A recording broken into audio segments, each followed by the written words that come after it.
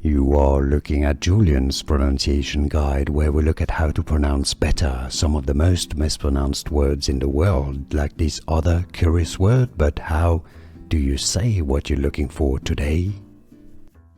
Let's learn how to pronounce the name of this scientist from their history. German scientist and engineer, natural philosopher.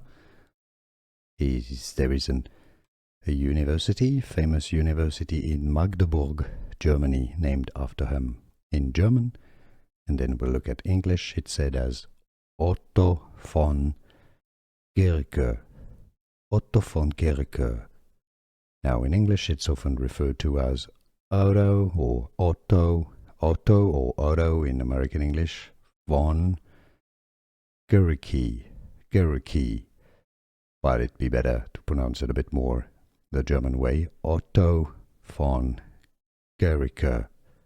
Otto von Guericke. Here are more videos on how to pronounce more confusing words and names too many mispronounced. Like this video if you found it useful. I appreciate your support. I'll see you soon and thanks for watching.